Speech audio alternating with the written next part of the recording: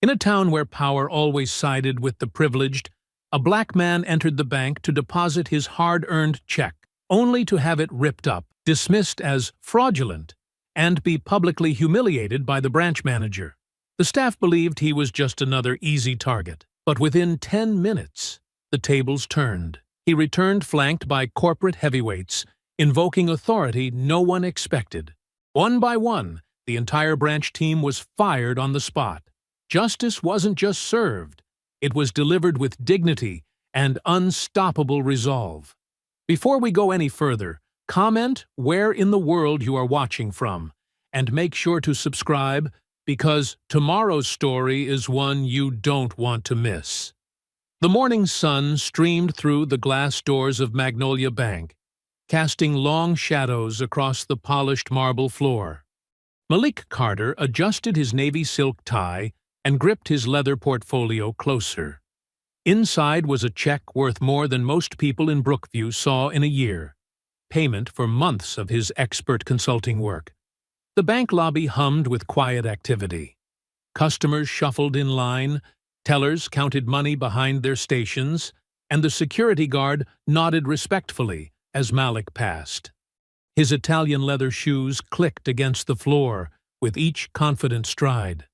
After 25 years of building his consulting business, moments like these, depositing well-earned payments, still filled him with quiet satisfaction.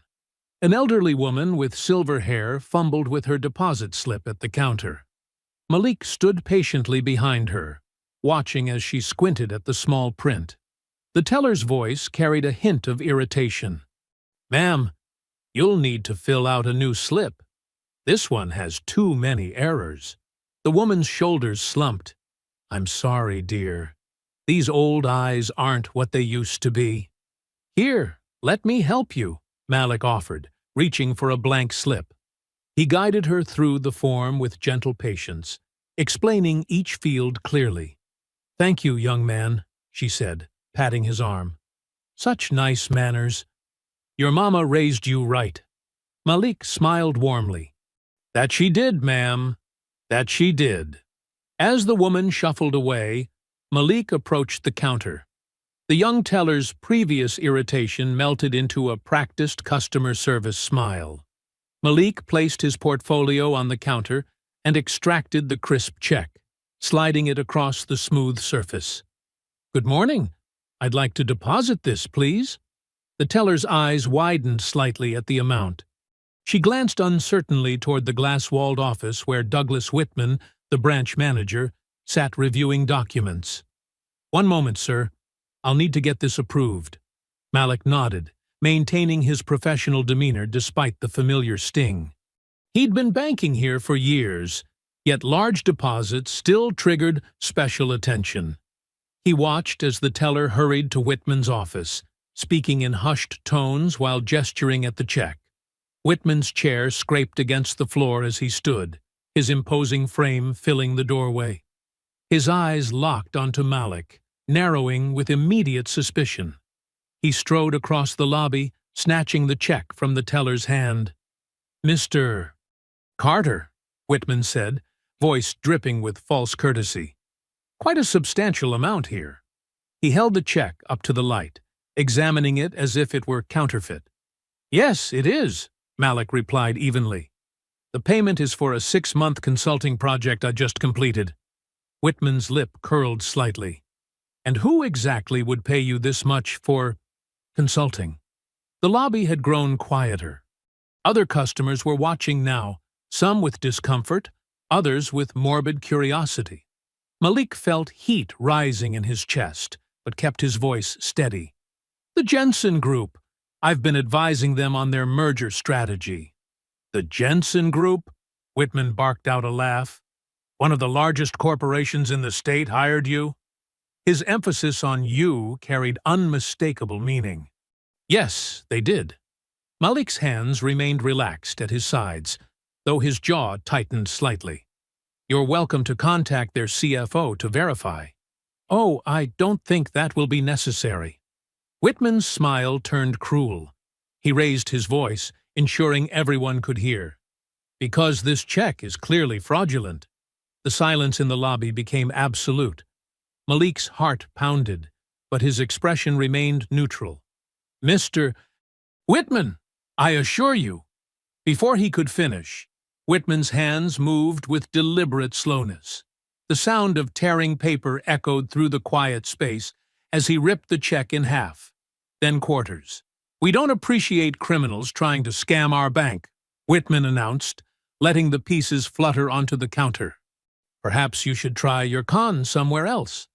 Malik stared at the torn fragments of his legitimate payment, each piece a testament to the humiliation burning through him. The other customers shifted uncomfortably. Some averted their eyes, while others watched with poorly concealed shock. The elderly woman he'd helped earlier pressed a hand to her mouth, eyes wide with distress. Years of facing similar indignities had taught Malik to wear dignity like armor. He straightened his spine, meeting Whitman's smug gaze with quiet intensity. "I see," he said, voice perfectly controlled despite the rage and hurt churning inside him. "Thank you for your time." With deliberate movements, Malik gathered the torn pieces of the check, sliding them into his portfolio. He could feel Whitman's eyes boring into him, waiting for an outburst, any excuse to call security. But Malik wouldn't give him that satisfaction. He turned, walking toward the exit with measured steps. The security guard who had nodded to him earlier now watched with obvious discomfort, hand resting nervously on his belt. The morning sun that had seemed so promising minutes ago now felt harsh and exposing through the glass doors. Outside, Malik paused on the bank's steps, drawing a deep breath of the warm summer air. His hand trembled slightly as he reached for his phone, but his fingers were steady as he scrolled through his contacts. 25 years of building his reputation, of proving himself in rooms where he was often the only black face, had prepared him for moments like this. He selected a number and pressed dial, holding the phone to his ear. The line rang once, twice, as he stared at the bank's imposing facade. Inside, he could see Whitman already returning to his office, clearly satisfied with his display of power. Malik's free hand clenched briefly, then relaxed. He had learned long ago that anger, while justified, wasn't as useful as action, and he had spent years building the connections and influence needed for moments exactly like this. The phone continued to ring as Malik waited, his expression now resolute. Behind him, the bank's doors opened and closed as customers came and went, life continuing its normal rhythm. But for Malik, standing tall despite the morning's humiliation, everything was about to change. 10 minutes later, the glass doors of Magnolia Bank swung open with purpose. Malik Carter strode back into the lobby, but this time he wasn't alone. Two sharp-suited figures flanked him, a tall woman with steel-gray hair carrying a leather briefcase, and a younger man whose corporate ID badge caught the morning light. The atmosphere in the bank shifted instantly. Customers who had witnessed the earlier incident straightened, sensing something significant was about to unfold. The teller who had first taken Malik's check visibly paled, her fingers freezing over her keyboard. "Mr. Whitman!" Malik called out, his voice carrying across the lobby with quiet authority. "Would you join us out here, please?" Inside his glass office, Douglas Whitman looked up with irritation that quickly morphed into uncertainty at the sight of the corporate representatives. He emerged slowly, tugging at his suit jacket, a forced smile plastered across his face. "Is there something I can help you with?" Whitman asked, his tone notably less confident than before. The woman with gray hair stepped forward. "I'm Patricia Holbrook, Chief Legal Officer for Magnolia Bank's parent company." She gestured to her companion. "This is Marcus Chen, Regional Executive Director." Whitman's smile faltered. Sweat began to bead at his temples. I wasn't aware we were expecting corporate visitors today." "Clearly," Malik said, his calm demeanor a stark contrast to the tension building in the room. You also weren't aware that following the Jensen Group merger last week, I became one of Magnolia Bank's largest individual shareholders and newest board appointee. The color drained from Whitman's face. Several customers gasped. The elderly woman Malik had helped earlier pressed her hands together, eyes bright with anticipation. I didn't, Whitman stammered, looking desperately between the corporate representatives. No, you didn't, Malik continued, his voice level but carrying an edge of steel. Instead, you chose to publicly humiliate a customer, one who happens to be a respected business owner and now part owner of this bank, based on nothing but your own prejudices. The legal officer opened her briefcase, extracting several documents.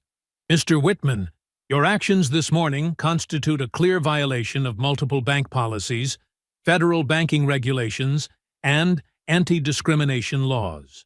Whitman's face had gone from pale to ashen. Now, wait just a minute. This is all a misunderstanding. There's no misunderstanding, Marcus Chen interrupted, his voice sharp. The incident was captured on the bank's security cameras. Multiple witnesses saw you destroy a legitimate check while making unfounded accusations of fraud.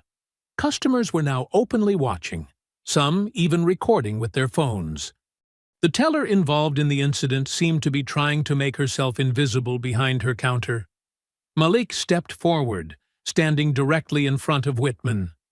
Douglas Whitman, as a major shareholder and board member of this institution, I am exercising my authority to terminate your employment, effective immediately. A collective murmur rippled through the lobby. Whitman's mouth opened and closed soundlessly. Additionally, Malik continued, turning to address the teller, your employment is also terminated for your willing participation in this discriminatory incident. Security guards who had entered quietly behind the corporate representatives now moved forward. Please escort Mr. Whitman and the teller to collect their personal belongings, Chen directed. They have 15 minutes. The next quarter hour unfolded like a carefully choreographed dance. Whitman, still protesting weakly, was led to his office under guard. The teller emerged from behind her counter, tears streaming down her face. Other employees watched in shocked silence as their former manager and colleague were escorted through their final moments at Magnolia Bank. Customers began speaking among themselves, their voices a mix of surprise and satisfaction. Did you see his face? About time someone stood up to him. Never liked the way he treated people. Malik turned to address the crowd. I apologize to everyone who witnessed both incidents today. This is not what Magnolia Bank stands for, and changes will be made to ensure nothing like this happens again. Several people broke into spontaneous applause. The elderly woman Malik had helped earlier wiped tears from her eyes, beaming at him with obvious pride. As security led Whitman and the teller toward the exit, the former manager's shoulders were slumped, his earlier arrogance completely deflated. He avoided meeting anyone's eyes as he clutched a small box of personal items. Patricia Holbrook addressed the remaining bank staff. A temporary manager will arrive within the hour. Please continue serving our customers to the best of your ability. The lobby gradually returned to its normal rhythm, though excited whispers continued to circulate. Malik spoke quietly with the corporate representatives, signing several documents Patricia produced from her briefcase. As he prepared to leave, satisfied that the immediate situation had been handled, a gentle touch on his arm made him turn. An elderly black woman in a floral dress stood there, her eyes carrying decades of wisdom and concern. Mr. Carter, she said softly, introducing herself as Mrs. Gloria Adams. Might I have a word with you? In private? Malik noted the urgency in her expression, though her voice remained barely above a whisper. He nodded, stepping aside with her to a quiet corner of the lobby. Mrs. Adams glanced around carefully before speaking, her weathered hands clasped tightly together. What happened to you today? It's not an isolated incident. The late afternoon sun cast long shadows across the bank's parking lot as Malik and Mrs. Adams found a quiet spot near a row of crepe myrtles. The elderly woman's floral dress rustled in the gentle breeze, but her expression was grave as she looked up at Malik. "He's not the only one," she said, her voice barely above a whisper. "This bank's been bleeding our community dry for years." Her hands trembled slightly as she opened her worn leather purse, pulling out a small notebook. Malik listened intently, his earlier triumph fading as Mrs. Adams began sharing stories. She spoke of elderly neighbors who'd lost their homes through suspicious foreclosures, of small business loans denied without explanation, of savings accounts that mysteriously shrank. "My friend Martha," Mrs. Adams continued, her voice catching, "saved for 30 years teaching at Brookview Elementary. Last year, the bank claimed she'd withdrawn all her money, said she'd signed the papers herself." She shook her head slowly. "Martha can barely hold a pen now with her arthritis." Malik's jaw tightened. "Would you be willing to tell me more? Maybe we could talk somewhere more private." Mrs. Adams nodded, writing her address on a page from her notebook. "Come by this evening.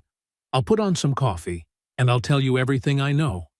Hours later, Malik pulled up to a modest craftsman-style house on Oak Street. The porch light cast a warm glow over carefully tended flower beds, and Mrs. Adams answered his knock before he could even lower his hand. "Come in! Come in!" She ushered him inside. The house smelled of coffee and something sweet. Banana bread, Malik realized as he followed her into a cozy living room. Family photos covered the walls, generations of smiling faces looking down at them. "Sit, please, Mrs. Adams gestured to an armchair while settling herself on the sofa. A thick folder sat on the coffee table between them. "I've been keeping records," she explained, opening the folder. "Started back in '85 when they denied my late husband's business loan. Something didn't feel right, even then." Malik leaned forward as she began spreading out documents. Newspaper clippings, handwritten notes, copies of bank statements. "The pattern's been there all along," she said, pointing to various papers. "Black families denied loans despite perfect credit. Latino business owners given impossible interest rates. Asian customers questioned about every large deposit." She pulled out a map of Brookview, marked with red dots. "Each dot is a foreclosure in our community over the last decade. Notice anything?" Malik studied the pattern, his frown deepening. The dots clustered heavily in minority neighborhoods, forming an unmistakable pattern of targeted pressure. This one here, Mrs. Adams tapped a spot on the map, was the Johnson family home. 3 generations lived there until 2019. The bank claimed they missed payments, but Mary Johnson showed me her receipts. All paid on time every month. Didn't matter. They were out in 30 days. For the next 2 hours, Mrs. Adams methodically laid out story after story. Malik took careful notes, occasionally asking clarifying questions. His corporate experience helped him spot the technical violations, the careful manipulation of policies that allowed such systematic abuse. "The young ones don't know most of this history," Mrs. Adams said, pouring them each a second cup of coffee. "But us old folks, we remember. We see the same tricks, just wearing new suits and using fancier words."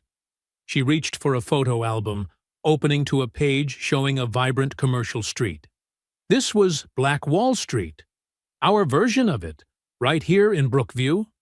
30 years ago, these businesses were all black-owned.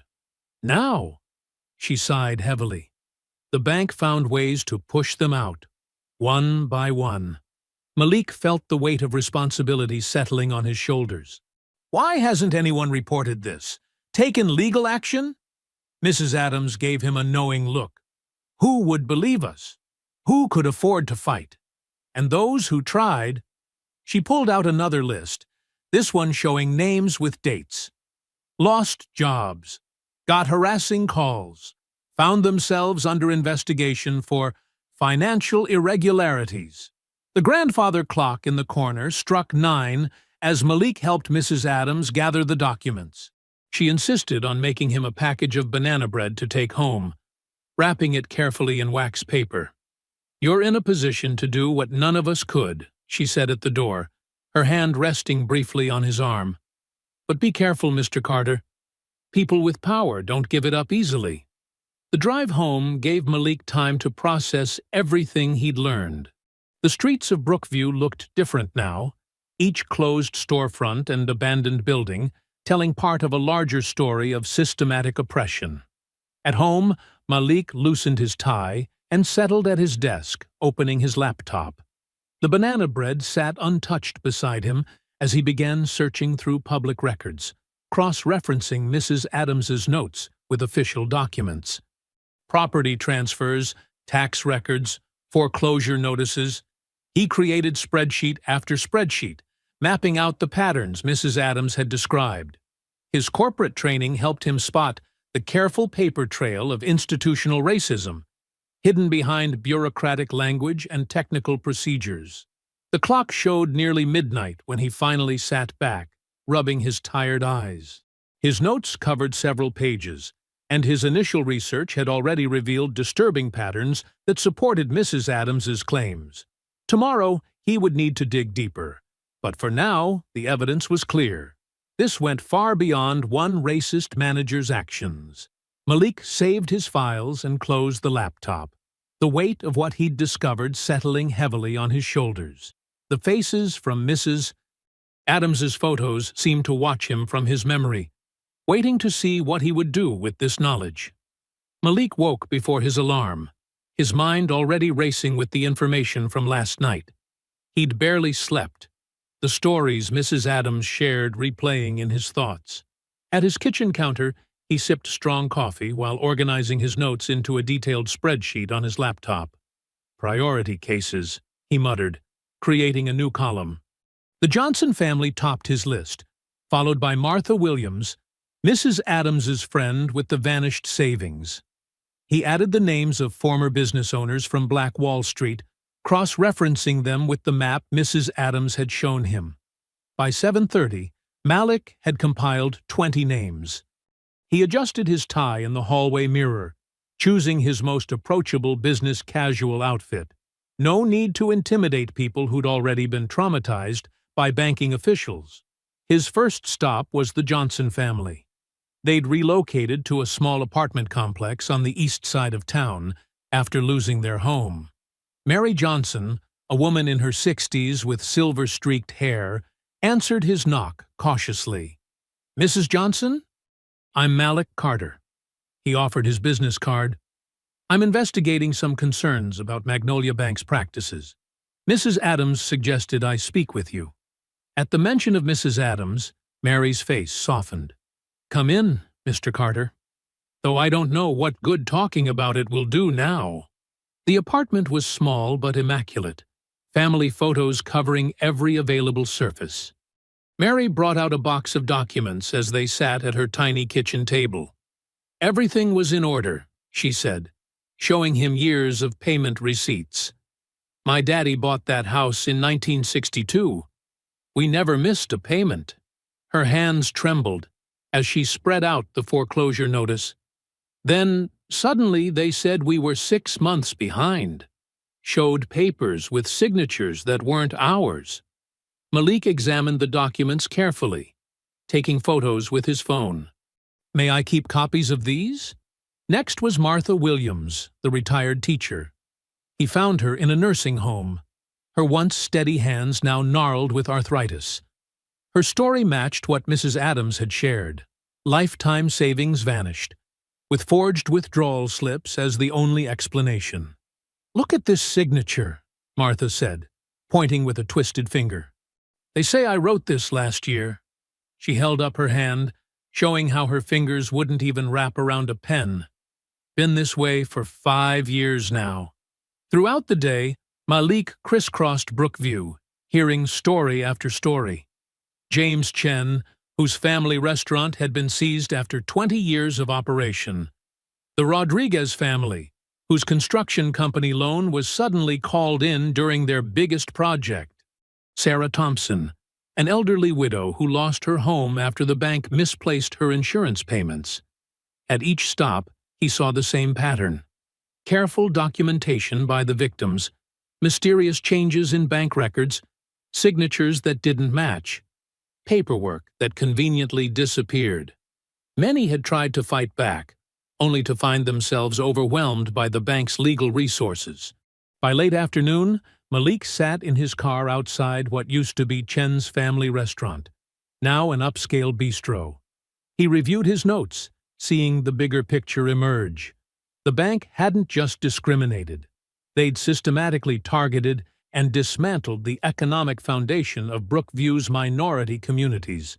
His next stop was Thompson's Barber Shop, one of the few original businesses still operating on the old Black Wall Street. Harold Thompson, the third-generation owner, shared stories of watching his neighbors and fellow business owners forced out one by one. They'd change loan terms without notice, Harold explained, sweeping hair from his floor. Raise interest rates, demand additional collateral. Always found some fine print to squeeze people with. Those who complained? Suddenly their credit scores would drop, or they'd get visits from bank auditors. As the sun set, Malik made his final visit to the Brookview Community Center, where he met with a group of former small business owners. They gathered in a circle, each sharing their experience with the bank's predatory practices. "It wasn't just Whitman," said Rebecca Foster, who'd lost her daycare center. "Every manager they've had, going back decades. Same patterns, same excuses, same results." Malik's notebook was full, his phone loaded with photos of documents and recordings of testimonies. The scale of the corruption was staggering. Not just individual acts of racism, but a coordinated campaign of economic destruction. Back in his car, Malik began organizing his day's findings into folders on his laptop. Each case reinforced the others, showing clear patterns of discrimination and fraud. He was so absorbed in his work that the buzz of his phone made him jump. The message was from an unknown number. "Some stories are better left untold. Consider your future carefully." Malik stared at the screen, his jaw tightening. The threat was clear, but carefully worded, just like everything else about this bank's operations. He saved a screenshot of the message, adding it to his growing file of evidence. Looking up, he noticed a black SUV with tinted windows parked across the street. It hadn't been there when he arrived. As he watched in his rearview mirror, the vehicle pulled away slowly, its driver hidden behind the dark glass. The gathered testimonies felt heavier now, each story a responsibility he couldn't ignore. The faces of everyone he'd interviewed flashed through his mind. Mary Johnson's trembling hands, Martha Williams's twisted fingers, Harold Thompson's weary eyes. Their trust in him outweighed any anonymous threat. Malik started his car, checking his mirrors carefully before pulling away from the curb. The threatening text glowed on his phone screen, a digital reminder that he'd struck a nerve. Someone was watching. Someone was worried, and that only confirmed he was on the right track. Morning light filtered through the blinds of Brookview Coffee House as Malik reviewed his notes from yesterday.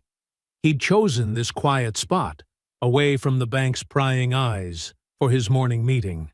The message on his phone had been clear. Someone was watching. The bell above the door chimed.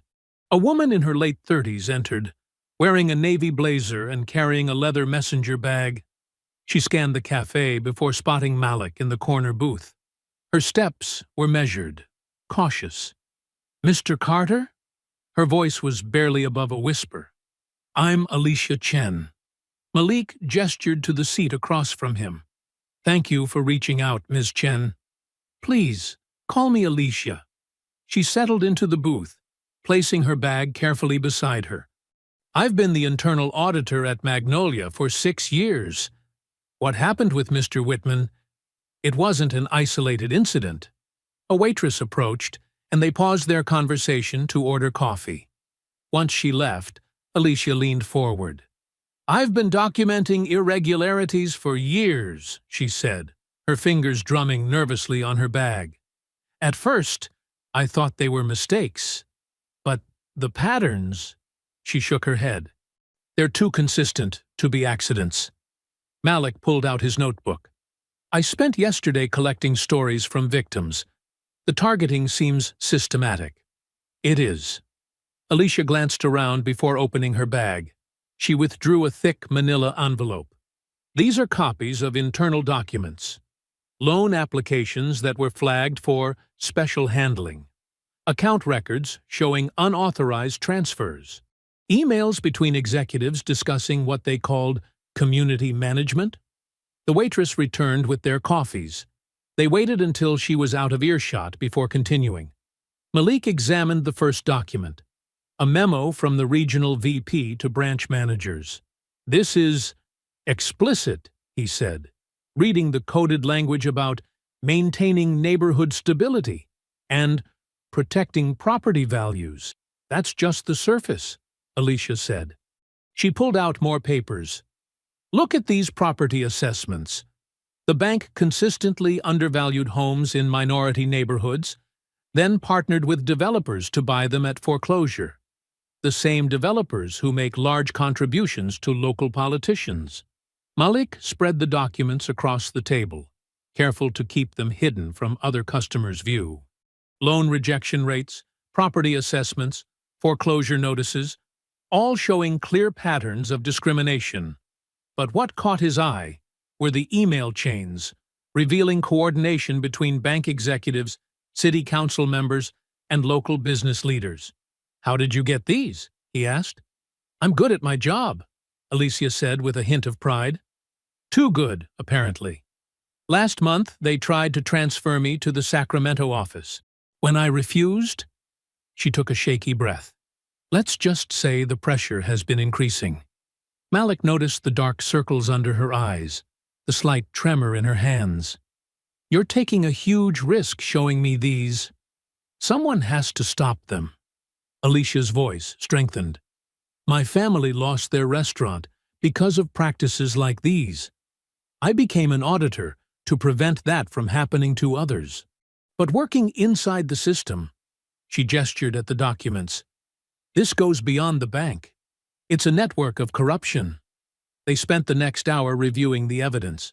Alicia explained the complex web of relationships between the bank, local government, and private developers.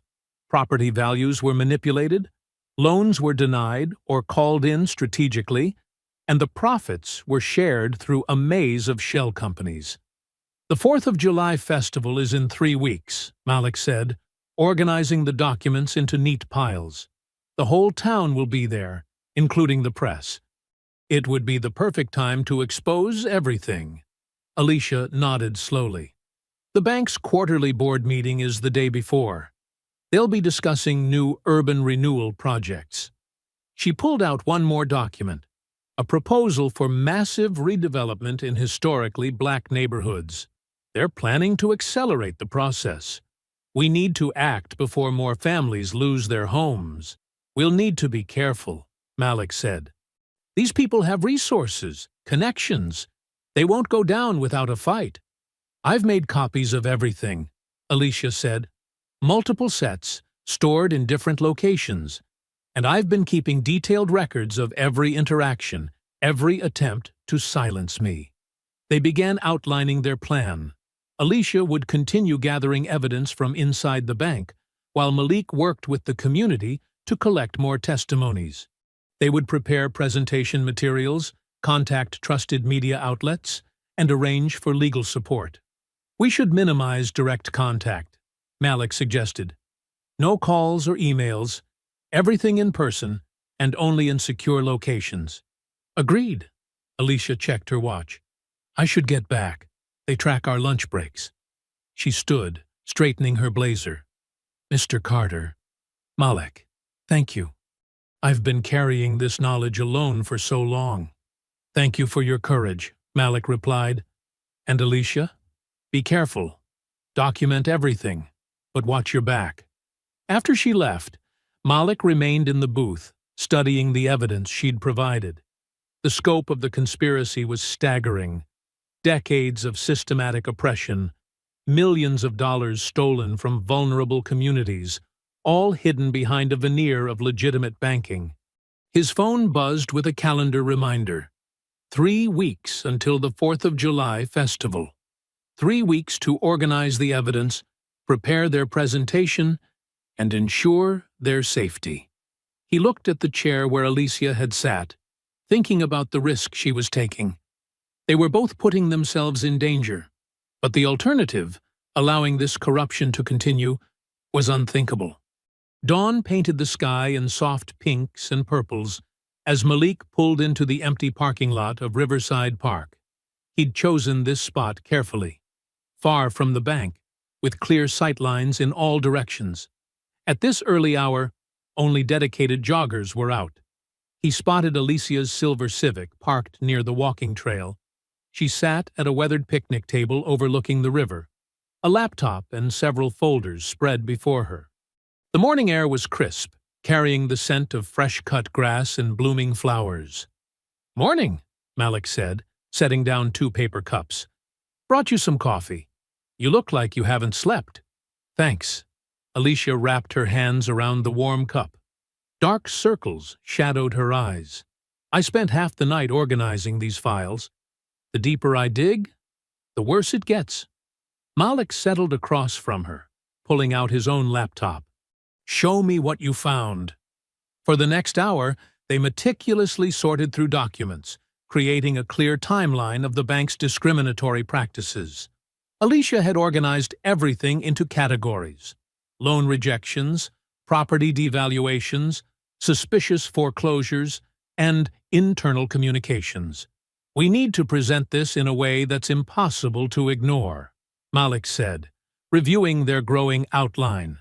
"Simple enough for everyone to understand, but detailed enough to stand up to scrutiny." Alicia nodded, pulling up a spreadsheet. "I've cross-referenced every transaction with public records. Look at this pattern." She turned the laptop toward him. Every time a minority-owned business applied for expansion loans, they were either rejected or offered terms that made acceptance impossible. But white-owned businesses in the same financial position? Approved with favorable rates. "Good work," Malik said, studying the data. "We'll need visual aids for the presentation. Charts, graphs, something that makes the discrimination obvious at a glance." They worked steadily through the morning, organizing evidence into clear, compelling segments. Alicia had created a detailed PowerPoint presentation, each slide building their case methodically. Malik focused on crafting the narrative, weaving individual stories into the larger pattern of systemic abuse. "What about security?" Alicia asked, glancing around nervously.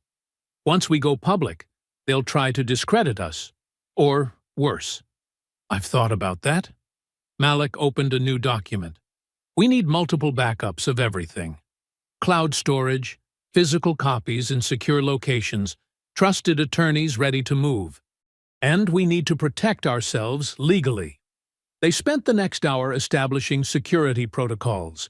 No electronic communications about sensitive information. Regular meeting spots would change daily.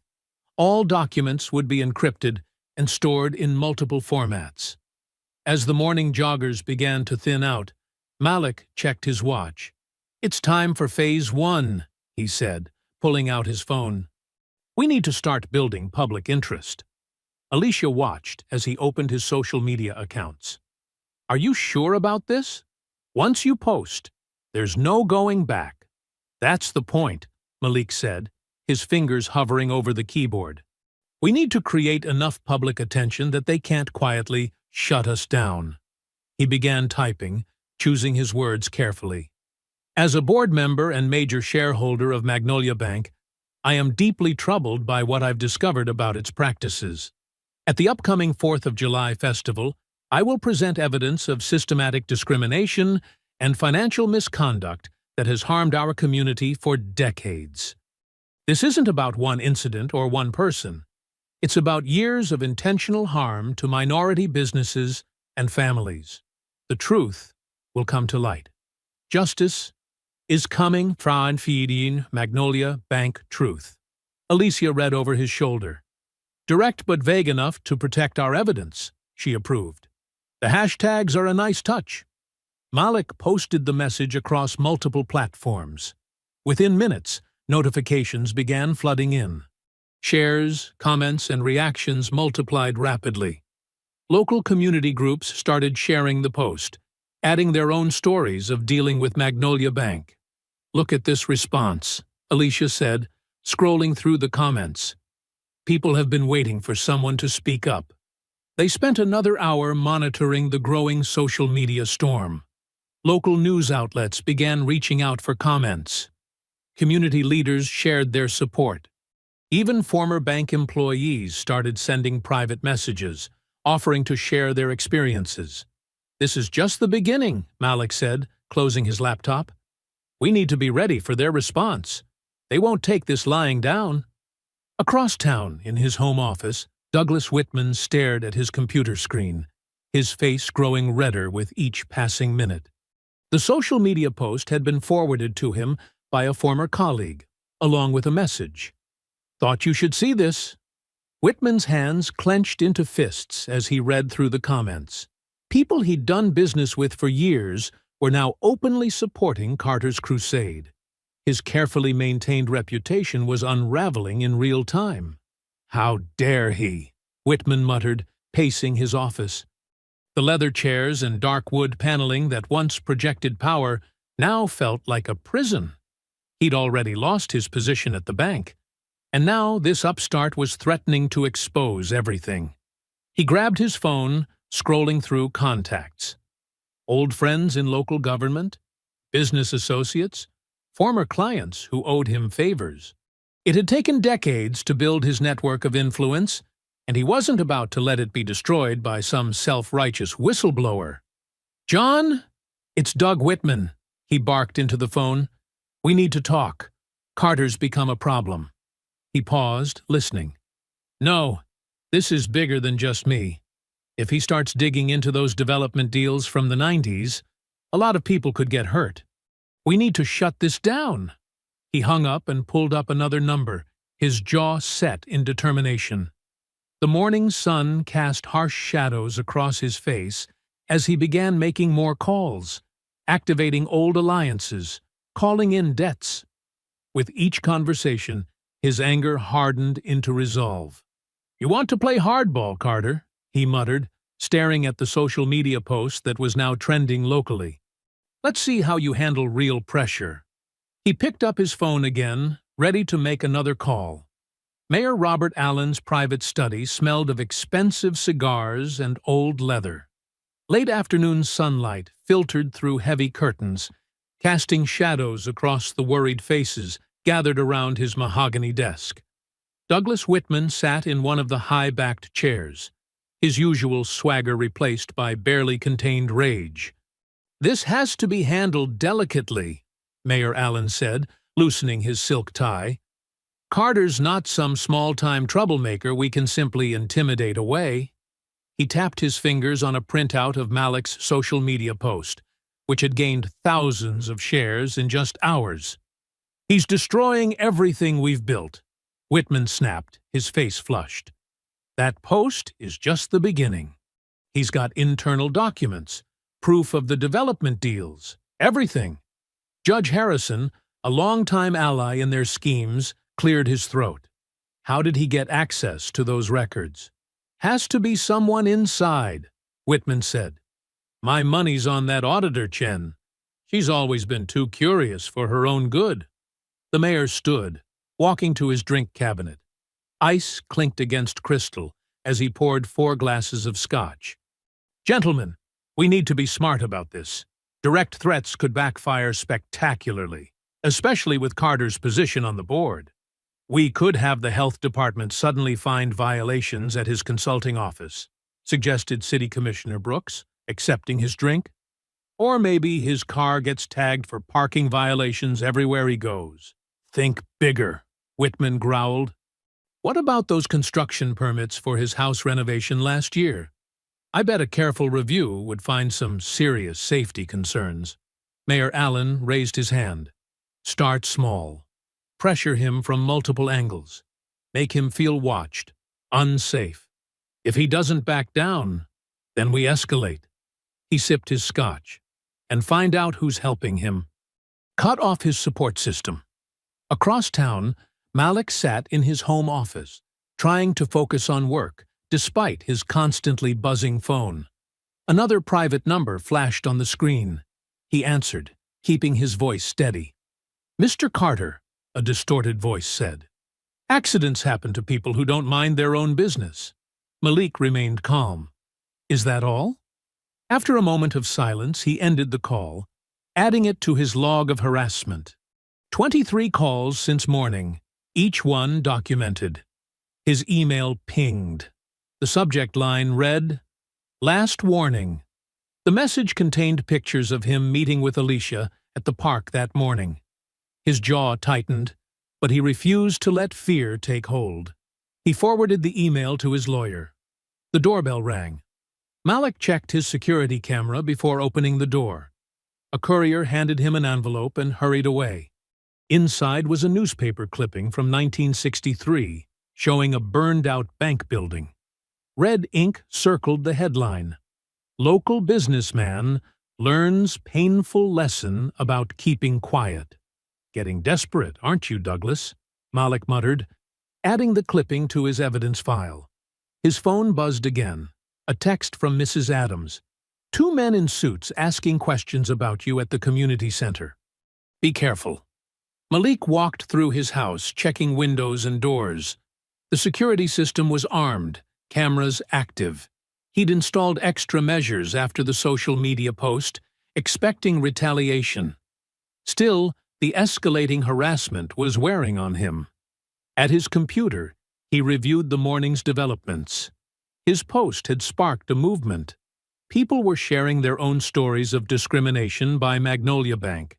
Local news stations were requesting interviews. Support messages flooded his inbox. A rock crashed through his kitchen window. Malik ducked instinctively as glass shattered across the floor. Attached to the rock was a note. "Back off, or the next one won't miss." He called the police, knowing they'd do little but wanting the incident documented. While waiting, he noticed a car driving slowly past his house for the third time that hour. He photographed the license plate. After the police left, having taken a report with visible disinterest, Malik paced his office. The harassment was following a pattern, starting with subtle warnings, escalating to property damage. What would come next? His security system pinged, showing movement in his backyard. Just a neighborhood cat, but his pulse quickened anyway. The walls felt closer, the shadows deeper. He picked up his phone, dialing Alicia's secure line. "Are you safe?" he asked when she answered. "Mostly," Alicia replied, her voice tense. "Someone broke into my car at the grocery store. Nothing taken, but my files were clearly searched. We need to meet, not at any of our usual spots." Malik checked his window again. "They're watching both of us now." "The old library on Pine Street," Alicia suggested. "It's under renovation." "The construction crew leaves at 4. Back entrance, second floor." 1 hour, Malik agreed. "Take different routes. Make sure you're not followed. We need to revise our security plans." "Malik?" Alicia's voice softened. "Are you sure you want to continue? This is getting dangerous." He looked at the broken glass glinting on his kitchen floor, the threatening note on his desk, the evidence of decades of discrimination and corruption they'd uncovered. "They're scared," he said firmly. "That's why they're pushing so hard. We can't back down now. Too many people are counting on us." "Okay," Alicia said. 1 hour. Be careful." Malik gathered his essential files into a secure briefcase. Through his window, he saw the suspicious car pass again, slower this time. Somewhere in the city, he knew Whitman and his allies were plotting their next move. The harassment would get worse before it got better. But as he prepared to leave, Malik remembered Mrs. Adams's face when she first told him about the bank's history of abuse. He thought of all the families who'd lost homes, the businesses destroyed, the lives derailed by systemic discrimination. Their stories fueled his resolve. He activated his security system and picked up his briefcase. Let them watch. Let them threaten. He had truth on his side, and truth had a way of demanding to be heard. The old library's second floor was thick with dust and shadows. Malik stood near a window, watching the street below through a gap in the plastic construction sheeting. The setting sun cast long shadows between the buildings, perfect cover for anyone watching. "Clear on your end?" he asked, as Alicia emerged from the stairwell, her footsteps nearly silent on the wooden floor. "3 different routes, like you said." Alicia joined him at the window, her normally neat appearance slightly disheveled from the careful journey. But there was a black SUV that seemed to show up too often. Malik nodded grimly. "Same one that's been circling my house, probably." He pulled out his phone, showing her the photos he'd taken. No plates visible, but it's definitely government issue. "They're not even trying to hide it anymore." They moved away from the window to a dusty corner where old library tables were stacked. Alicia pulled out her laptop, hands shaking slightly as she typed in her password. "Look at this," she said, turning the screen toward Malik. "Someone tried to access my work computer remotely last night. IT flagged it, but the trace led nowhere." "They're getting desperate," Malik said, studying the security alert. The quiet of the empty library felt oppressive, making every small sound, the settling of old wood, distant traffic, seem threatening. A floorboard creaked somewhere in the darkness. Both froze, listening intently. After a tense moment, a rat scurried across the floor, disappearing behind a bookshelf. "We need to move fast," Alicia whispered, despite confirming they were alone. "They're going to figure out I'm the source soon, if they haven't already." "Let's head back to my place," Malik suggested. "I've got better security there, and we need to organize these new documents you've found." They left separately, taking elaborate routes to Malik's house. Alicia arrived first, parking her car in his driveway, while Malik did one final check for followers before pulling up to the curb. As they walked toward his front door, a sharp hissing sound cut through the evening air. Alicia turned toward her car, where all 4 tires were rapidly deflating, knife slashes clearly visible in the rubber.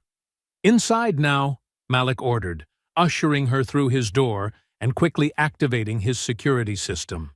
Through his front window, they watched as a figure in dark clothing melted away into the shadows between houses. "This is getting out of hand," Alicia said, her voice tight with anger and fear. She pulled out her phone to call the police, but Malik placed a hand on her arm. "Wait," he said. "Let me call someone I trust first." He dialed his lawyer's emergency number, quickly explaining the situation. "Document everything," his lawyer advised. "But be careful with the local police. I'm hearing concerning things about their involvement." Still, they had to report the vandalism. Malik called the police, and 30 minutes later, Officer Martinez arrived, looking bored before he even got out of his cruiser. "Probably just kids," Martinez said dismissively, barely glancing at the slashed tires. He didn't even take photos, just scribbled a few notes in his pad. "You want to file a report?" "Yes, we do," Malik insisted firmly. "And I want to know why the patrol car that usually monitors this street was absent for the exact 15 minutes this happened." Martinez's expression hardened. "Are you suggesting something, Mr. Carter?" "I'm stating facts, officer. I have security footage of that patrol car's regular schedule and tonight's suspicious absence." The officer's hand drifted to his belt, a subtle but clear intimidation tactic. "File your report online," he said coldly, turning back to his cruiser. "And Mr. Carter?" "Chief Daniels asked me to remind you that investigating private citizens could be considered harassment." After Martinez left, Malik and Alicia exchanged knowing looks. "The chief of police is involved," Alicia said quietly. "That explains so much about the past cover-ups." "We need protection we can trust," Malik said, already scrolling through his contacts. He found the number he was looking for, a private security firm he'd worked with during his consulting days, based out of the state capital. The call was brief but productive. Within an hour, 2 unmarked cars with highly trained security personnel were discreetly positioned near both their homes. The firm's owner, a former FBI agent, promised to have background checks done on all local police interactions with Magnolia Bank by morning. "They'll have teams monitoring us 24/7, Malik explained to Alicia as they waited for her tow truck. "Ex-military. No local connections. They'll also sweep both our homes and offices for surveillance devices." Alicia hugged herself, looking out at the dark street. "I never thought it would go this far. That they'd be this scared of the truth coming out." "That's exactly why we can't back down," Malik said, his voice firm. "Their desperation proves how important this is. Think about Mrs. Adams, about all the others who've suffered in silence." The tow truck finally arrived, and they watched as Alicia's car was loaded up. The driver, after a careful screening by Malik's new security team, would take it directly to a trusted mechanic outside the city limits. "Your security detail will drive you home," Malik told Alicia, nodding toward one of the unmarked cars. "They'll sweep your house first, then maintain a perimeter all night. We'll meet tomorrow at the secure location they've arranged." Before leaving, Alicia touched Malik's arm. "Thank you," she said softly, "for not backing down, for protecting me. Most people wouldn't risk so much for others." "This is bigger than us now," Malik replied, watching as she was safely escorted to the security vehicle. "And we're not alone anymore." As the cars pulled away, Malik stood in his doorway, surveying his quiet street. Somewhere out there, Whitman and his allies were realizing their usual intimidation tactics weren't working. Their next move would be even more desperate, but now he and Alicia were ready. Morning sunlight streamed through Malik's living room windows as people filed in, filling every available seat. The room buzzed with nervous energy as neighbors greeted each other, some meeting for the first time despite living streets apart for years. Mrs. Adams sat in the front, her presence lending gravity to the gathering. Malik stood by his fireplace, watching as his security team discreetly checked each arrival. The house had been swept for devices twice since dawn, and the street outside was carefully monitored. Still, he kept his voice low as he spoke with individual attendees, sharing only what was necessary. "Thank you all for coming," Malik began once everyone was settled. Nearly 30 people packed his living room, with more standing in the hallway. "I know many of you have concerns about what's happening at Magnolia Bank, and I want to be transparent about our progress." He carefully laid out the general situation, avoiding specific details that could compromise their investigation. "We've uncovered evidence of systematic discrimination and financial misconduct spanning decades," he explained. "But more importantly, we've found proof that this wasn't just a few bad actors. It was an organized effort to harm our community." Murmurs rippled through the crowd.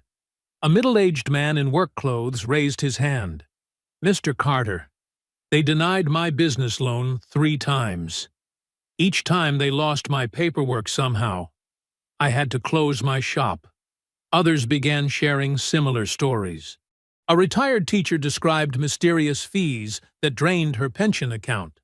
A young couple talked about their inexplicably rejected mortgage application despite perfect credit scores. Mrs. Adams stood slowly, her voice carrying clearly across the room. My grandson tried to open his first account there. That man, Whitman, made him wait 4 hours, then claimed they needed his great-grandfather's death certificate for verification. She shook her head. A checking account, mind you. Not some big loan.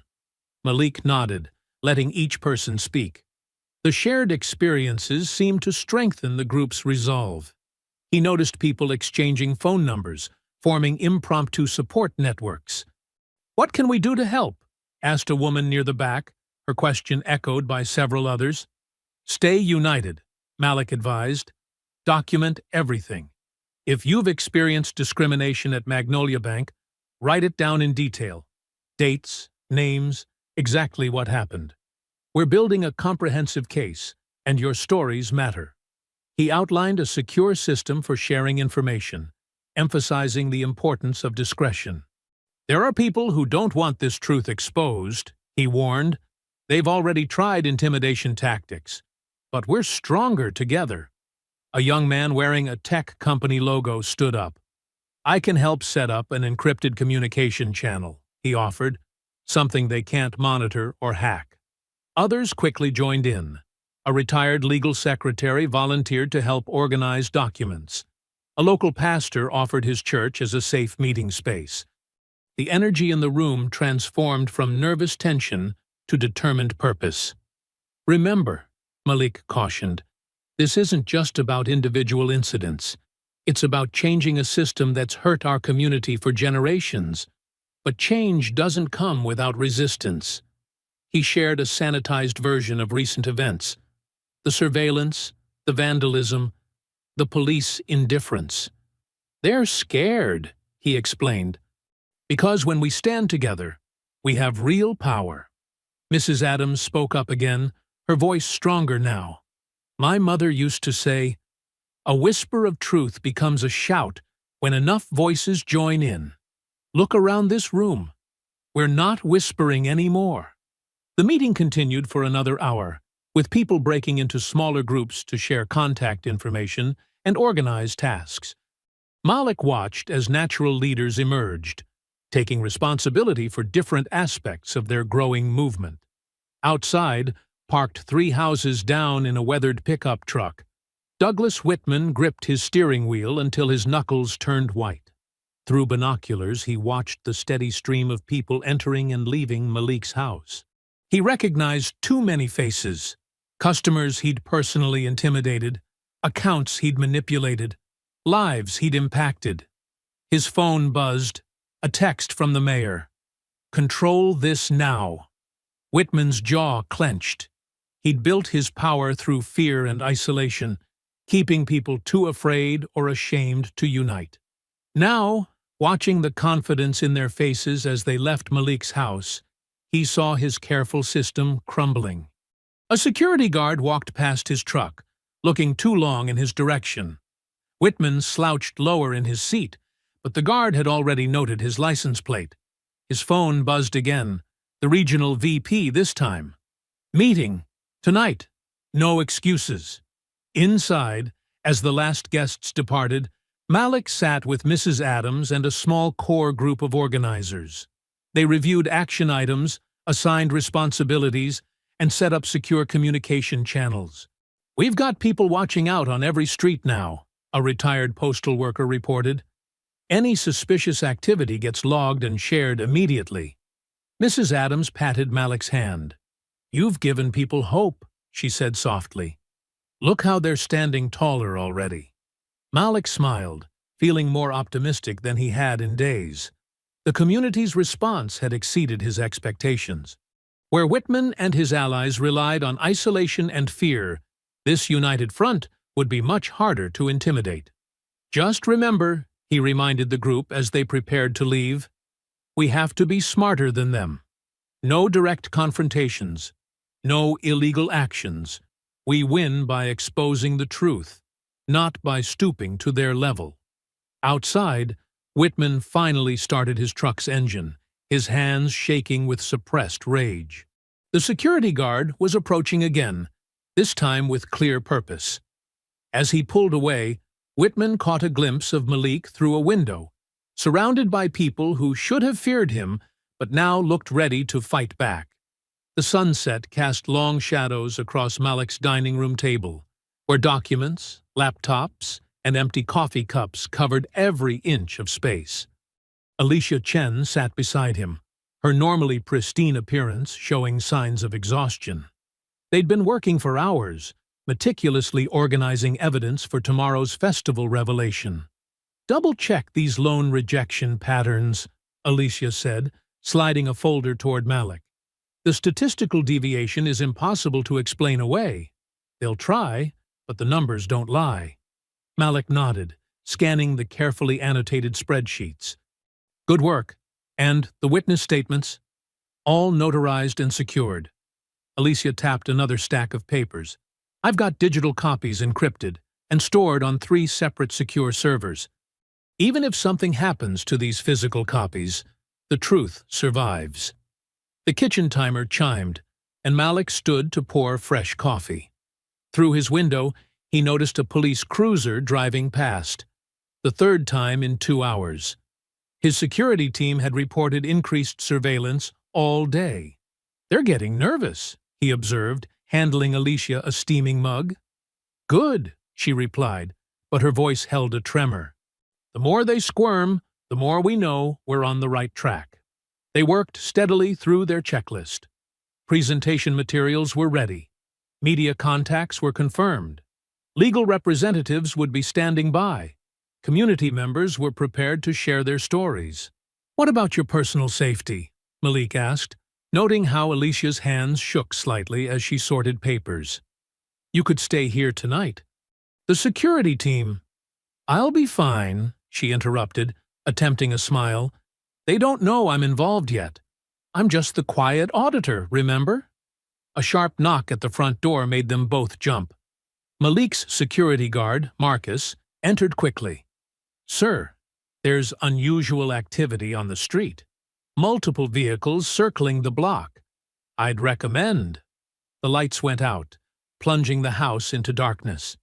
Malik reached for his phone's flashlight, but before he could activate it, the sound of breaking glass erupted from multiple directions. "Get down!" Marcus shouted, drawing his weapon. Malik grabbed Alicia's arm, pulling her under the table as heavy footsteps thundered through his house. Flashlight beams swept the rooms, voices shouted commands.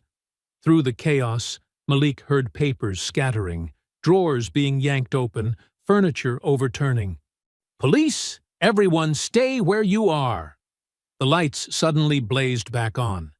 Malik squinted against the glare to see his home swarming with officers in tactical gear. Chief Daniels stood in the doorway, his expression cold. "Well, well," Daniels drawled, surveying the scattered documents. "Looks like we got here just in time. Miss Chen, you're under arrest for embezzlement and tampering with bank records." "What?"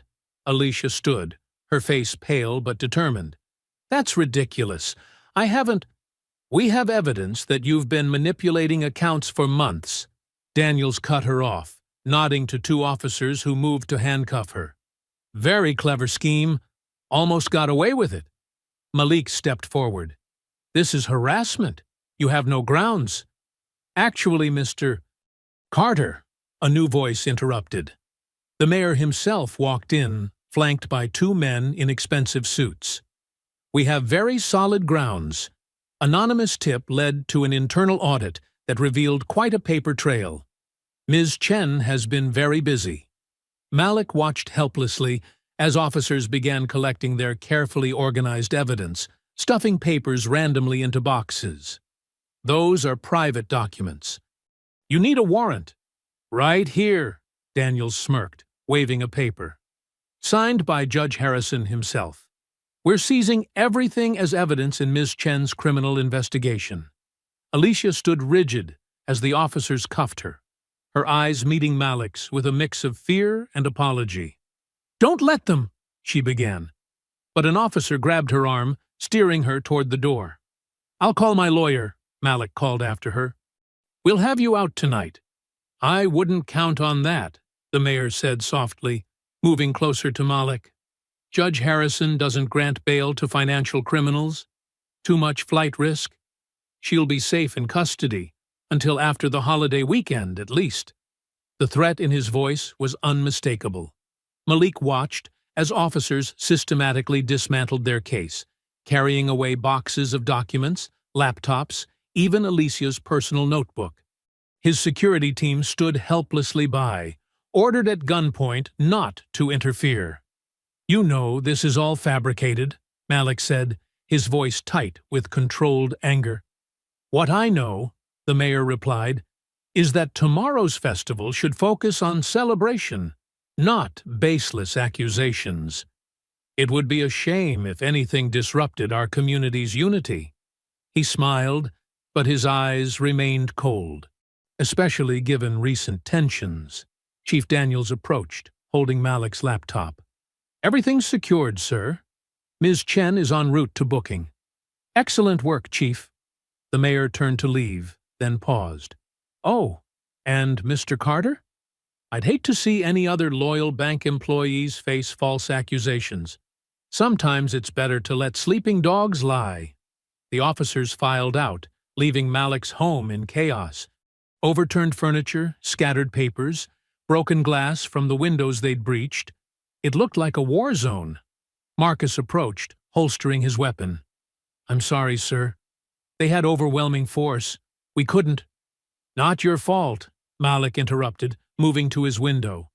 He watched the police cars pull away, their red and blue lights reflecting off neighboring houses where curtains quickly closed.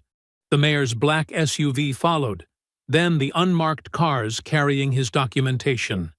In the distance, he could just make out the police car carrying Alicia. She'd risked everything to help expose the truth, and now she was paying the price. Their carefully constructed case, built over weeks of meticulous work, had been destroyed in minutes. Malik sank into his chair, surrounded by the wreckage of his home and their plans. The festival was hours away. Their evidence was gone. Their key witness was in jail. And the message was clear. Continue pushing, and others would suffer. The police car's taillights disappeared around a corner, taking Alicia and their hopes for justice with it. Malik sat in his destroyed living room, the weight of defeat pressing down on him, as silence settled over the neighborhood like a heavy shroud. Malik jolted awake to a soft, flickering light seeping through his curtains. His neck ached from falling asleep in his chair, surrounded by the chaos from last night's raid. Empty evidence folders and scattered papers covered the floor like fallen leaves. A gentle humming drew him to the window. His breath caught at the sight below. Dozens of people stood on his front lawn, each holding a candle that glowed golden in the pre-dawn darkness. At their center stood Mrs. Gloria Adams, her silver hair catching the candlelight as she led the gathered crowd in an old spiritual.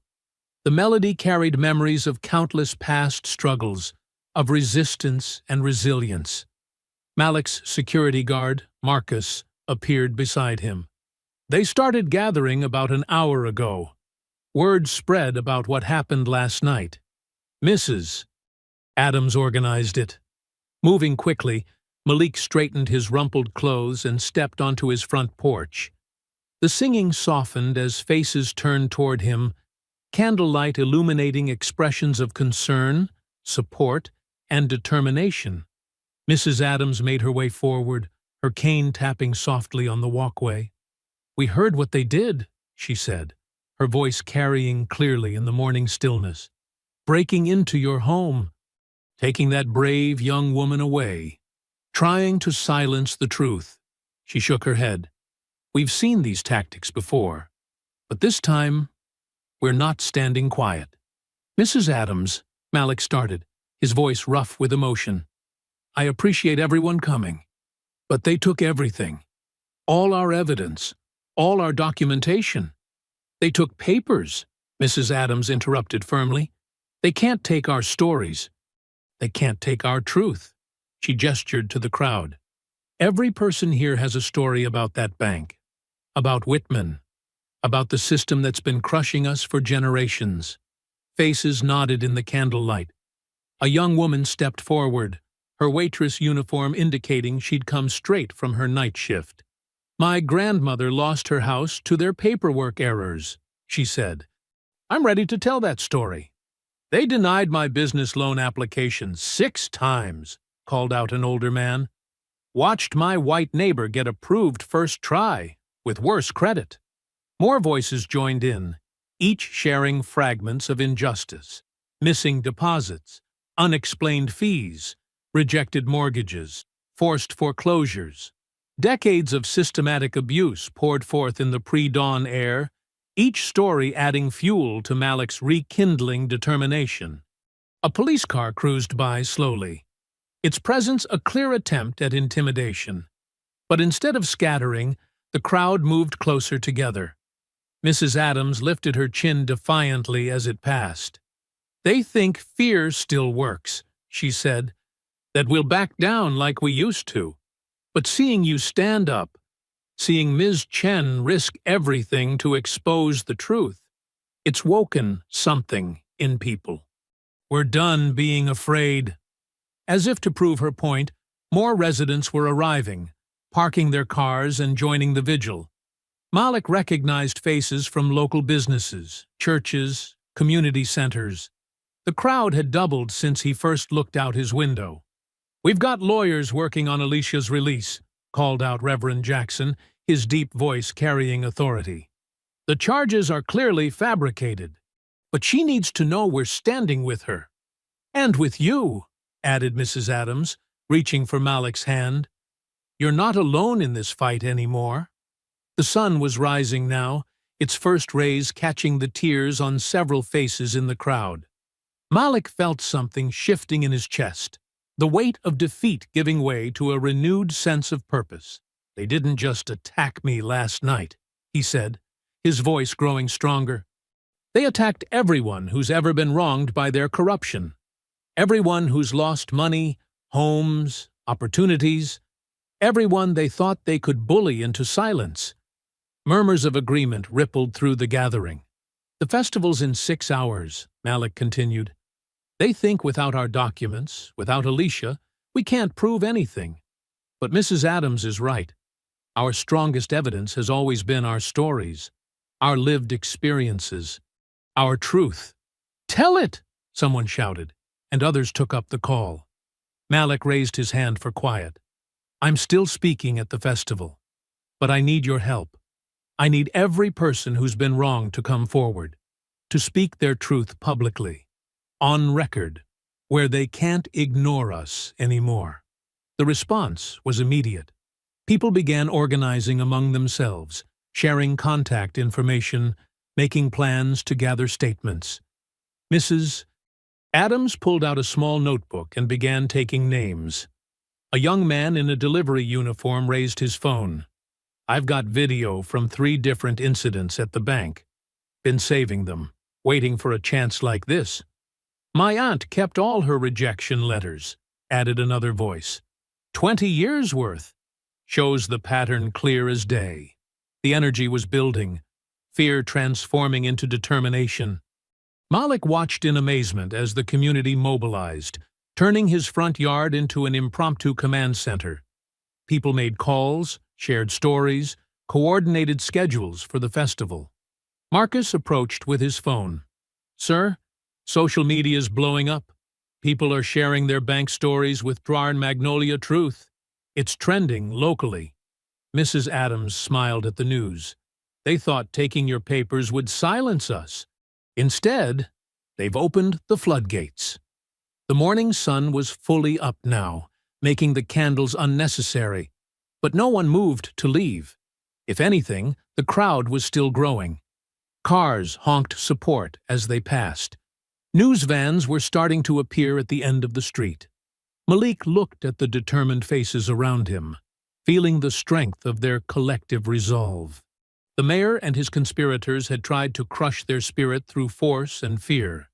Instead, they'd awakened a community's long-suppressed anger, its demand for justice. "We've got 6 hours until the festival," Malik announced. Let's make them count. The July sun beat down on Brookview's Central Park as crowds gathered for the annual festival. Red, white, and blue bunting decorated every lamppost and storefront, a cheerful facade masking the town's underlying tension. Food vendors set up their stalls, children darted between carnival games, and a brass band warmed up near the main stage. Malik stood in the shade of a massive oak tree, watching the growing crowd while reviewing his notes one final time. His phone buzzed constantly with updates from supporters and well-wishers. The morning's vigil had sparked something powerful. People were still sharing their stories online, each new post adding weight to the evidence they'd lost. Marcus, his security guard, maintained a watchful presence nearby. They'd spotted several of Whitman's associates lurking at the festival's edges, along with an unusually heavy police presence. The message was clear. They were being watched. 10 minutes, Mr. Carter, called the festival coordinator, a nervous young woman who kept glancing toward the mayor's tent. Malik nodded, straightening his tie. He'd chosen his best suit today. Charcoal gray, crisp white shirt, his father's lucky tie pin, armor for the battle ahead. Mrs. Adams appeared at his elbow, accompanied by several community members who'd been at the vigil. "We've got people stationed throughout the crowd," she said quietly. "Any trouble starts, we're ready." "They've cut the official live stream," reported Marcus, checking his phone. "Says there are technical difficulties." Malik smiled grimly. "Good thing we brought our own equipment." He gestured to where Reverend Jackson's teenage son was setting up multiple phones on tripods, each logged into different social media accounts. They'd learned from the morning's success.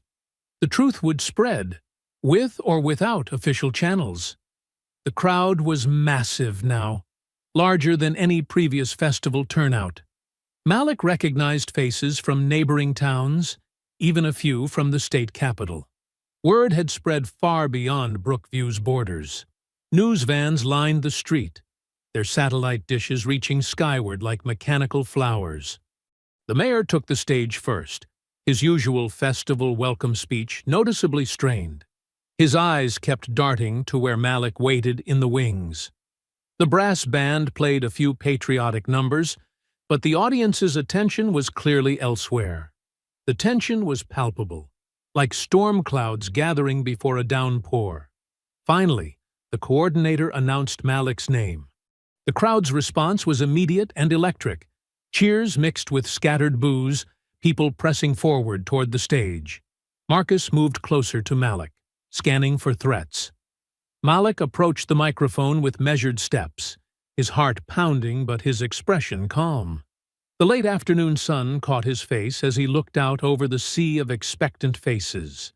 Phones raised throughout the crowd, hundreds of personal live streams beginning simultaneously. "Good afternoon, Brookview," he began, his voice steady. "I'm here today to tell you a story. It begins with a check being torn up at Magnolia Bank, but that's not where it ends." He described that morning in detail, the humiliation, the assumptions, the casual cruelty of Whitman's actions. The crowd listened in tense silence as he connected his experience to the larger pattern, weaving in stories shared by community members. "But don't take my word for it," Malik continued, gesturing to the crowd. "Look around you. Ask your neighbors. How many of you have similar stories about Magnolia Bank?" Hands rose throughout the audience. Dozens, then hundreds. The visual impact was stunning. A forest of raised hands, each representing a personal injury, a silent testimony to years of abuse. For decades, this institution has preyed on our community. Malik's voice grew stronger.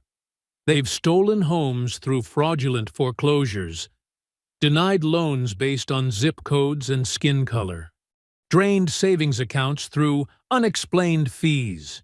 They counted on our silence, our fear, our isolation from each other. Movement at the edge of the stage caught his attention. Police officers conferring with the mayor, who was gesturing angrily. Malik pressed on, knowing his time might be limited. "You may have heard that my home was broken into last night. That documentation was stolen. That my colleague, Alicia Chen, was arrested on false charges. They thought taking our evidence would silence us." He paused, letting the words sink in. They were wrong. The crowd stirred as people began standing up, holding papers aloft. Bank statements, rejection letters, foreclosure notices. The morning's organizing had borne fruit.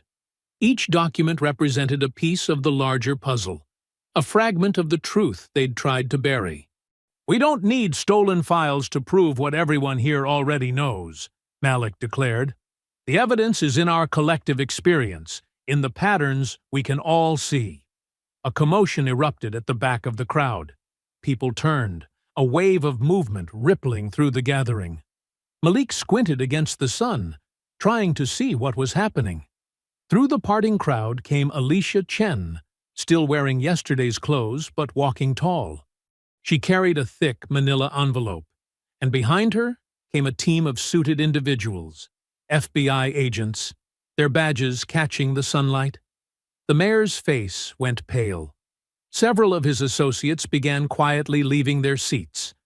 Alicia reached the stage, climbed the steps with deliberate calm, and approached the microphone. Her voice was hoarse but clear. "Fortunately, Mr. Carter, we don't have to rely solely on verbal testimony." She opened the envelope, removing a stack of papers. "I've maintained off-site backups of all bank records for the past 5 years. Every transaction, every policy change, every internal memo, including emails discussing which neighborhoods to target, which loans to deny, which accounts to drain through hidden fees." She placed the documents on the podium along with a USB drive. "The FBI has copies of everything. So does the State Banking Commission. And now," she turned to face the crowd, "so does everyone watching these live streams." The explosion of sound from the audience was deafening. Cheers, shouts, cries of vindication rolled across the park like thunder. Malik stepped forward to steady Alicia, who looked exhausted but triumphant. "They thought they could silence us," she said quietly, for his ears alone. "They never understood. The truth always finds a way." The sunlight caught the stack of papers in Alicia's hands, making them gleam like sacred tablets. She organized them methodically on the podium while Malik adjusted the microphone. The crowd's initial roar had settled into an expectant hush, hundreds of phones still streaming every moment. "Let's begin with the numbers," Alicia said, her voice stronger now. She pulled out a spreadsheet, holding it up for the cameras. "This document shows loan rejection rates by neighborhood over the past 5 years. Notice how rejections in predominantly minority areas are nearly 8 times higher than in other parts of town, even when applicants had identical credit scores." Malik stepped forward, pointing to specific rows. "And here's where it gets interesting. These aren't just statistics. These are people's lives. Mrs. Adams, would you stand up, please?" The elderly woman rose slowly, dignity in every movement. "Mrs. Adams applied for a home improvement loan last year. Perfect credit score, owned her home outright. Denied."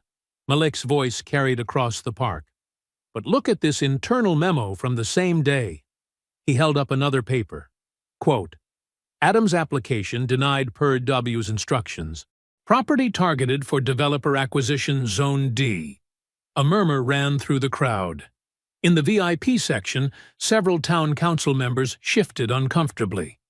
"W is Douglas Whitman," Alicia explained, pulling out more documents. "And here's his correspondence with Mayor Allen about those acquisition zones. Seems they had quite a profitable arrangement with certain developers." The mayor stood abruptly, but FBI agents had quietly positioned themselves near the exits. He sat back down, face ashen. "Speaking of profitable arrangements," Malik continued, "let's talk about the mysterious fees that kept appearing on certain accounts.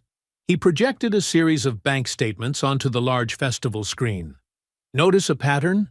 Every account holder affected lived in specific neighborhoods. Every fee was exactly $118.50.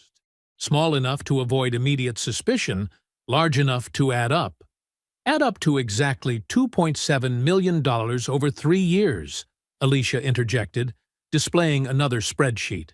Money that was funneled through a series of shell companies and eventually split between several familiar names. She began reading from a list. Douglas Whitman, $480,000. Regional VP Thomas Harrison, $625,000. Mayor Robert Allen, $890,000. Each name landed like a hammer blow. The rest was divided among various consultants, including 3 sitting council members and our own police chief. The police officers stationed around the park's perimeter looked increasingly uncertain, some quietly removing their badges. But wait, Malik raised his hand. There's more. Mr. Whitman, since I know you're watching this live stream, let's discuss your special arrangement with foreclosures. He described in detail how Whitman had systematically targeted specific properties, manipulating payment records, and deliberately misrouting mail to create artificial defaults. The evidence was damning. Emails, altered records, even photos of Whitman meeting with developers at exclusive restaurants. The crowd's mood shifted from shock to anger. Some people were crying, others shouting names of those who'd lost homes. Mrs. Adams stood again, her voice carrying clearly. My sister's house, the one her grandson was born in. That was you? Whitman was spotted trying to leave the park through a side gate. 2 FBI agents smoothly intercepted him, leading him back toward the stage. And Mayor Allen, Malik turned his attention to the VIP section. Would you care to explain these transfers from your campaign fund? The ones that coincidentally match deposits to offshore accounts held by your wife's maiden name? The mayor lunged for the microphone. This is slander. I'll have you arrested? Alicia cut in smoothly. Actually, that's what's about to happen to you. She nodded to the FBI agents, who were already moving forward. We've been working with federal investigators for weeks. Every document is authenticated. Every transaction traced. The crowd parted as more FBI agents led a handcuffed Douglas Whitman toward the stage. His usual arrogance had crumbled, replaced by desperate fear. You don't understand, he shouted at the crowd. We were protecting property values, maintaining standards. Standards? Malik's voice cracked like a whip. Like the standards you applied when you tore up my check? When you humiliated me in front of your customers? Those standards? Whitman fell silent, finally facing the sea of angry faces, people he'd dismissed, discriminated against, stolen from. The weight of their judgment seemed to physically crush him. The arrests continued methodically. Mayor Allen was led away in handcuffs, still blustering about his connections. The regional VP was found hiding in a festival porta-potty. 3 council members surrendered quietly, while others fled only to be caught by waiting agents at the park exits. For years, these people treated our community like their personal piggy bank. Malik addressed the crowd again. They thought we were powerless. They thought we were alone. They thought wrong. Alicia stepped forward, adding, every transaction, every illegal fee, every discriminatory decision will be reviewed. Every victim will be contacted. There will be restitution. The crowd's reaction was beyond anything the festival had ever seen. People were hugging, crying, shouting in triumph. Decades of suppressed anger and pain found release in a wave of pure vindication. Through it all, the live streams continued broadcasting. Phones captured every arrest, every revelation, every moment of justice finally being served. The truth they'd tried to bury was now spreading across social media, unstoppable and undeniable. This is what accountability looks like, Malik declared. watching as Whitman was placed in a federal vehicle. This is what happens when we stand together, when we refuse to be silenced, when we demand justice. Mrs. Adams made her way to the stage, tears streaming down her face. "All these years," she said, her voice carrying across the suddenly quiet crowd. "All these years, they made us think we were crazy, that we were imagining things, that we deserved it." "Never again," Alicia promised, embracing the older woman. "Never again in this town." The late afternoon sun cast long shadows across the park as justice continued its methodical work. One by one, the architects of Brookview's corruption were led away, their power stripped, their schemes exposed to the unforgiving light of truth. Evening had settled over Brookview like a gentle blanket, the last rays of sunlight painting Malik's living room in warm amber tones. Mrs. Adams sat in his most comfortable armchair, her hands wrapped around a steaming cup of chamomile tea. Alicia perched on the couch nearby, her usual professional demeanor softened by exhaustion and relief. "I still can't believe we really did it," Alicia said, shaking her head in wonder. "When they arrested me yesterday, I thought—" Her voice caught. "But you didn't break," Malik responded, pride evident in his voice. He set down a plate of cookies Mrs. Adams had insisted on bringing. "That took real courage, Alicia." Mrs. Adams reached over to pat Alicia's hand. "Child, you stood tall when it mattered most. Just like my grandmother always said, character shows itself in the darkest moments." The room was filled with evidence of their victory, newspapers spread across the coffee table, phones still buzzing with congratulatory messages, and a local news channel quietly reporting on the day's events in the background. 57 arrests so far, Malik noted, gesturing at the TV. "The FBI says there might be more as they follow the money trail." "And not a moment too soon," Mrs. Adams declared. "Did you see Martha Wilson at the festival? When they announced her mortgage had been fraudulent, that poor woman just collapsed right there. 30 years she's been blaming herself for losing that house." Alicia pulled out her tablet, already back in organization mode. "I've started categorizing all the cases. The restitution process will be complex, but I'm developing a system to ensure everyone gets heard." "That's why you're perfect for the new position," Malik smiled. The news had come through just hours ago. Alicia was being appointed as the bank's new chief ethics officer with a direct line to the Federal Oversight Committee. "Speaking of new positions, Mrs. Adams said, her eyes twinkling, "I hear the board's making quite an announcement tomorrow about you, Mr. Carter." Malik adjusted his tie self-consciously. "It's not official yet, but yes, they want me to head the new Oversight Committee. First order of business will be implementing those reforms we discussed." "Tell me again."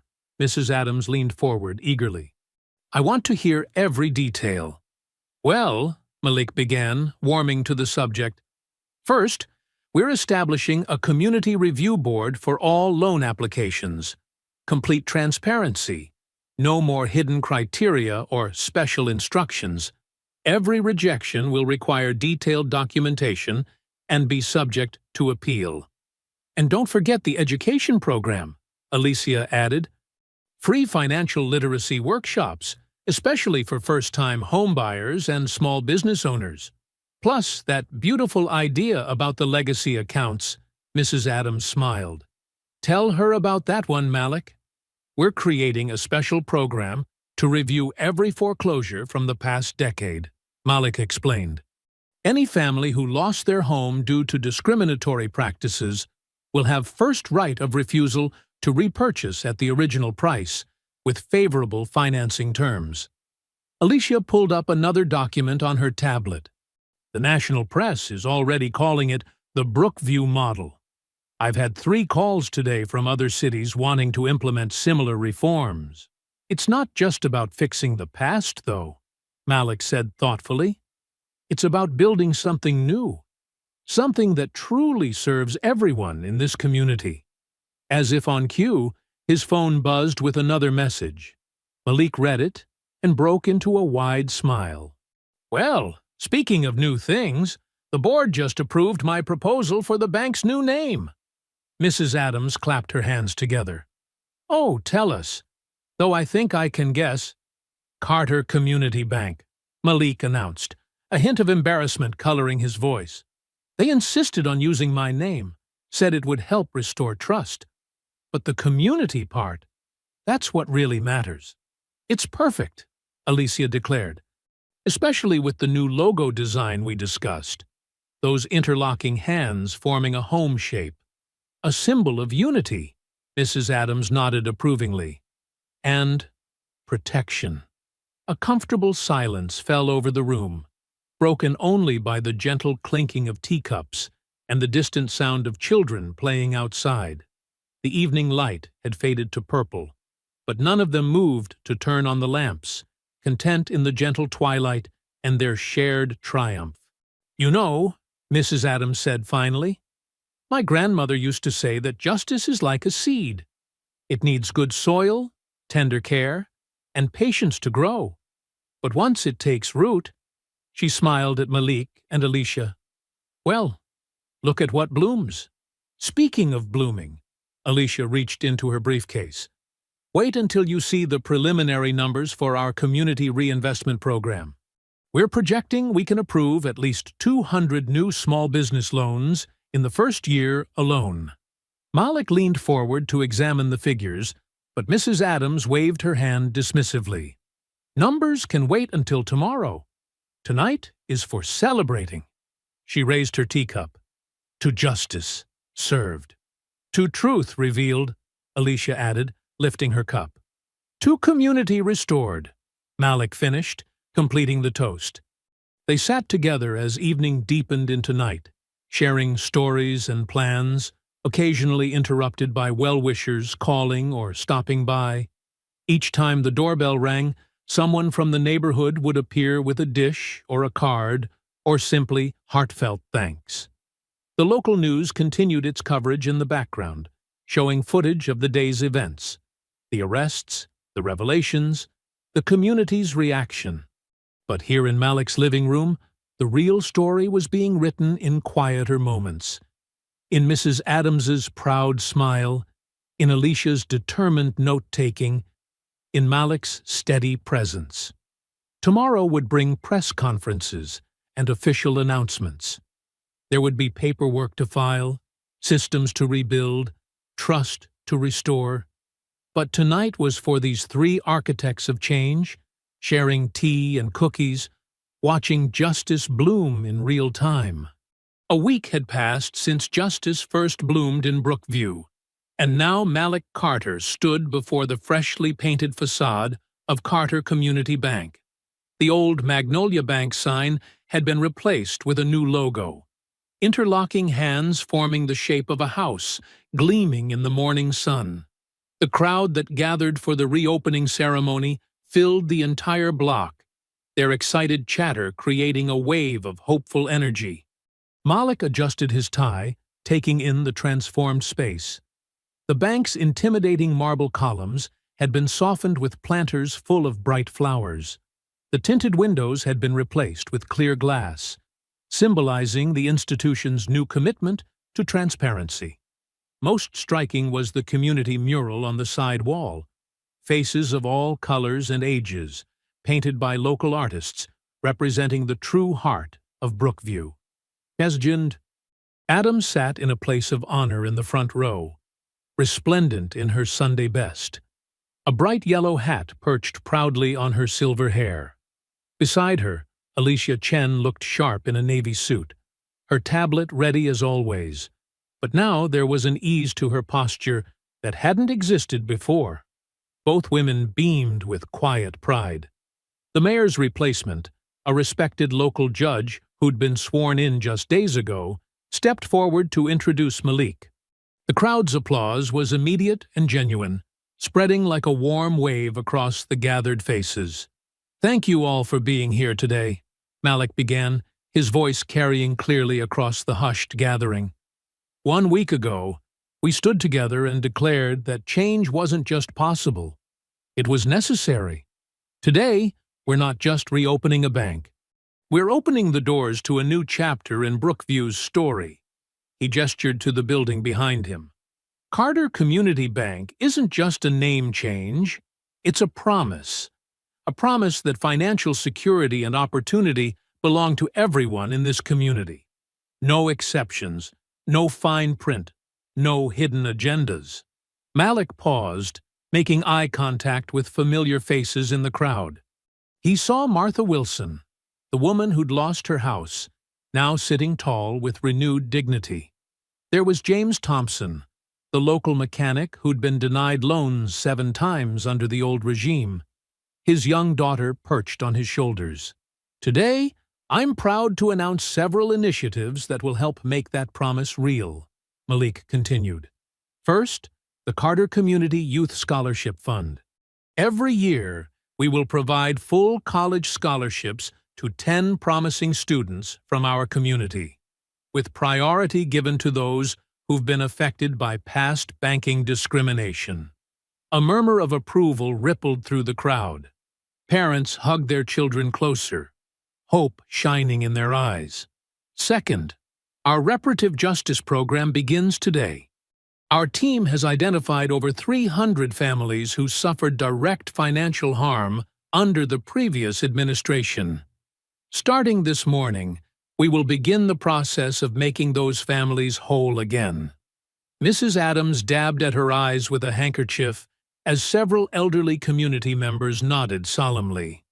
"But perhaps most importantly," Malik said, his voice warming, "we're introducing new leadership that will ensure these changes last. I'm honored to announce that Alicia Chen, whose courage helped expose the truth, is being promoted to Chief Ethics Officer with expanded oversight powers." Alicia stood, acknowledging the applause with a modest nod, but Malik could see the pride in her stance. "And it gives me particular pleasure to announce that Mrs. Gloria Adams has agreed to serve as the inaugural chairperson of our Community Advisory Board. Her wisdom and unwavering integrity will help guide us forward." Mrs. Adams rose slowly, her yellow hat catching the sunlight like a crown. The applause was thunderous, accompanied by cheers and a few amens from the crowd. After the ceremony, as staff prepared to open the doors for the first official day of business, Malik found himself surrounded by well-wishers. Children asked for high fives, elderly community members wanted to share stories, and young entrepreneurs eagerly discussed their business plans. The day passed in a blur of positive energy. Malik watched as the first new accounts were opened, as small business owners submitted loan applications without fear, as teenage students eagerly signed up for financial literacy workshops.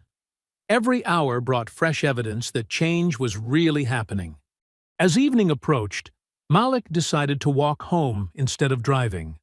The summer air was warm and sweet, carrying the scent of blooming jasmine from neighborhood gardens. He passed the local diner where Mr. Thompson was closing up, and they exchanged friendly waves through the window. On Cedar Street, children played basketball in a driveway, their parents chatting on the porch without the worried expressions Malik had grown used to seeing. An elderly couple walked hand in hand, nodding to him with genuine warmth rather than the cautious deference of before. Outside the community center, a group of teenagers was hanging up posters for the upcoming financial literacy workshop. One girl spotted him and called out, "Mr. Carter, I'm definitely signing up. I want to learn how to start my own business someday." Malik smiled, remembering his own youthful dreams. "That's exactly what these programs are for," he replied. "Dream big." Near the park, he passed Martha Wilson tending to her new garden. She'd used part of her reparation payment to buy her dream house, just 2 blocks from where she'd lost her previous home. The pride in her gardening reminded Malik of Mrs. Adams's words about justice being like a seed. The streetlights began to flicker on, casting warm pools of light on the sidewalk. Malik noticed how many more people were out walking, visiting neighbors, simply existing in their community without fear. The invisible weight that had pressed down on Brookview for so long seemed to have lifted. A group of young professionals, a mix of races and backgrounds that would have been unusual in the old Brookview, sat chatting at the new coffee shop's outdoor tables. Their laughter carried on the evening breeze, uninhibited and free. Malik paused at a corner, taking in the peaceful scene. In windows up and down the street, lights glowed warmly, each one representing a family whose future now held more possibility than before. The community's strength had always been there, he realized. It had just needed the chance to shine. I hope you enjoyed that story. Please share it with your friends and subscribe so that you do not miss out on the next one. In the meantime, I have handpicked 2 stories for you that I think you will enjoy. Have a great day.